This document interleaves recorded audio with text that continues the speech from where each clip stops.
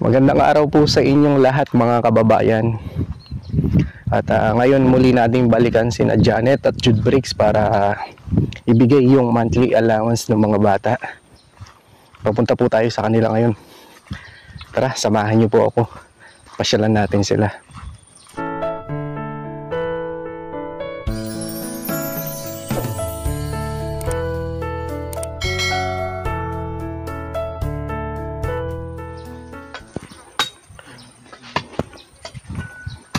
Ay, ito pala sina Janet tsaka Jude Briggs.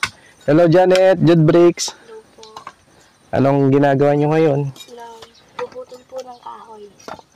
Panggatong. Opo. Panganin nyo yan, pang pagluto. Opo.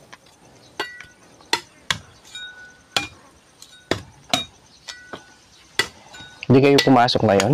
Pumasok po. Kakauwi lang po namin galing sa school kasi po half day lang po. Half day lang kayo. Bali pagkatapos nyo sa school, nagano kayo ng kahoy ngayon? Opo. Pagtapos po namin, gumagawa po kami ng mga assignment kung meron po. Ngayon, nagano muna kayo ng kahoy. Nakita ko nga, meron nandito yung mga notebook tsaka mga ano nyo, panggamit sa school. Ngayon, gagawin nyo muna, magpuputol kayo ng kahoy, mga sanga. Tapos, pagkatapos nyo, gagawin yung assignment nyo. Opo. Pagtapos po, pag kauwi po namin galing sa school, nagsisibak po kami ng kahoy. O kaya kung naglilinis po, gumagawa po ng gawahing bahay. Pagtapos po namin gumagawa po kami ng assignment. Kasi po, nasa trabaho po ngayon si Papa, nagko-construction. At hindi na po namin pinapatrabaho sa kanila dahil kaya naman po namin gawin at napapagod na po sila. Kayo na yung gumagawa. Tinutulungan nyo sila. Pwede makita yung mga ginagawa nyong assignment tsaka yung mga sinusulat nyo, ginagawa nyo sa school.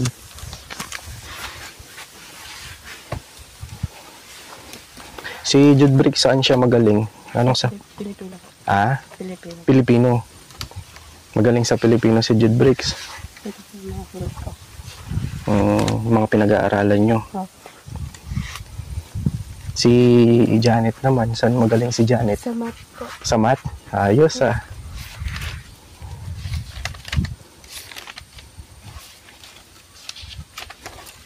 Pwedeng makita Janet yung mga sinusulat nyo. Oo, ayos 1 to 5, 4 na kukuha mong score. Ikaw nagsosolve nito? Mga activity nyo? Kumusta yun sa pag-aaral nyo ngayon? Okay naman po. Ngayon po, nakakagawa po kami ng mga activity. Nakakapagpas na po kami ng mga project. At hindi na po kami nahihirapan.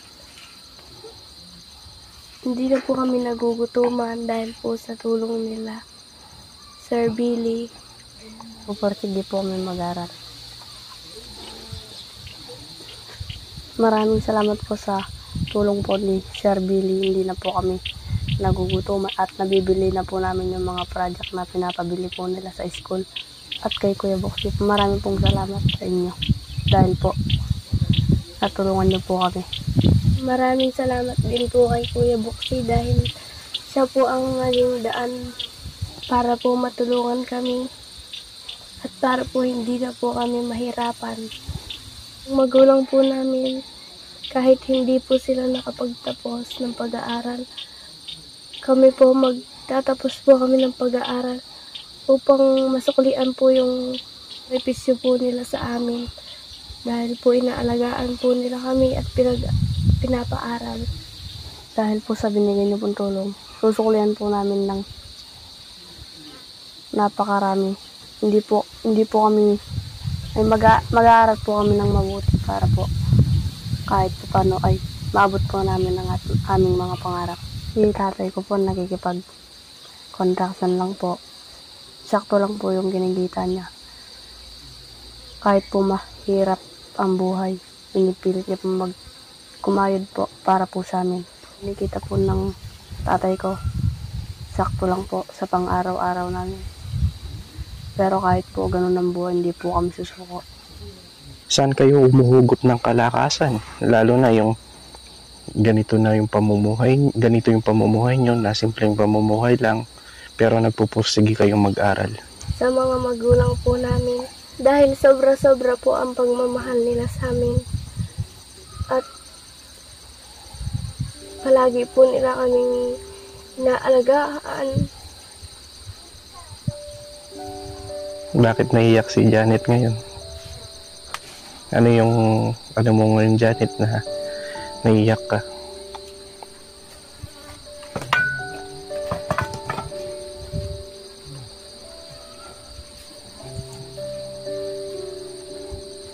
Naiyak ka, Janet, kasi na yung nakikita mong paghihirap ninyo, na ngayon gusto mong makatapos sa pag-aaral.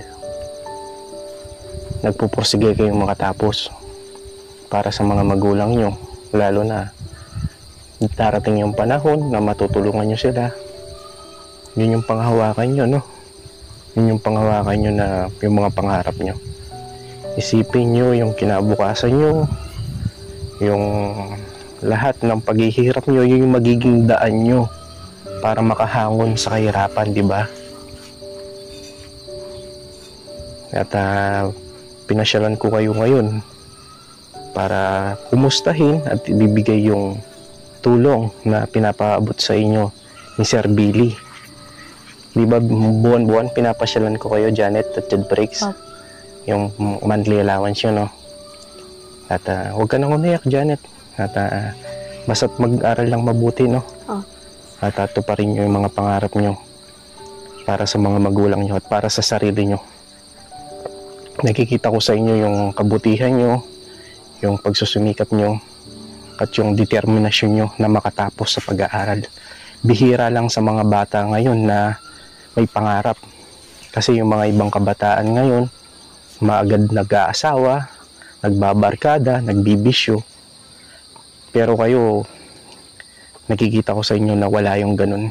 Kasi tinuturuan kayo ng mga magulang nyo ng magandang asal at pinapayuan kayo. At nandito din kami na gabay nyo din kami na si Sir Billy at si Kuya Buksino na magpapayo sa inyo na makamit yung mga pangarap nyo, no? Basta't mag-aral lang kayong mabuti, pagsumikapan nyo at magdasal lagi. At Janet, Jed Breaks, ito na yung allowance nyo, no? Ibibigay ko sa inyo. At nag-ano pala kayo ngayon ng panggatong, no? Ito po, nakita ko po sila nag-ano ng panggatong. Pagkatapos daw po nilang magsibak ng panggatong, mag-aaral, no? Gagawa ng mga assignment at mga activity. Muli natin binalikan si Janet at si Jed Breaks para ibigay po yung monthly allowance po nila na pinagkaloob po ni Sir Billy de los Santos. Ito po yung monthly allowance po nila. Buwan-buwan po pinupuntahan, kinukumusta at binibigay po natin itong tulong po ni Sir. At ito po si Janet at Jed Breaks. Sakto yung pagkakita po natin sa kanila ngayon. Nandito po sila sa kanilang bahay, nagsisibak ng kahoy. Kataas po muna magsibak ng kahoy. Ginagawa po nila yung mga activity po nila, yung mga assignment nila. Napakasipag po ng mga bata. Kaya ito pong pinagkakalob po ng tulong po ni Sir. Hindi po ito nasasayang. Kasi po nagsusumikap yung mga bata. Napakabuti po nila, napakasipag at matulungin sa kanilang mga magulang. At ito yung bigay po ni Sir Jed Breaks, yan yung bigay ni Sir, no? 2,000. Ito kay Janet, 3,000. Salamat po sa tulong ni Sir Billy at Kuya Buksino. Maraming salamat po dahil po tinulungan niyo po kami. Sana po marami pa po kayong matulungan na kagaya po namin mahirap. Maraming salamat po sa tulong ni Sir Billy at Kuya Buksi. Noong nakaraang buwan po, nakabili po kami ng mga gamit sa school. Ay, nabili yung gamit, mga school supply, mga notebook. Ano pa yung nabili niyo, Janet? Bag po, tas yung pangpasok po sa school. Yung mga uniform nyo. Opo. At kumusta yung pag-aaral nyo? Nag-aaral kayo mabuti? Pagbutihin nyo sa pag-aaral, no? Janet, Jude Briggs. At maraming salamat po kay Sir Billy at sa lahat po ng mga sponsor po natin na nasa ibang bansa. At sana po, mga kabuksi, mga kababayan, sana po masuportahan nyo po ang aking YouTube channel, Buksi TV. Maklik nyo po yung notification bell para updated po kayo. Ma-share and ma-like ay napakalaking tulong po para mas marami pa po tayong matulungan. Kami po ginagawa po namin, nagiging instrumento lang po kami, nagiging tulay lang. Ito pong pinapaabot po na tulong po ni na Sir Billy at sa lahat po ng mga ibang sponsor po natin ay binibigay po natin sa mga karapat dapat na tinutulungan.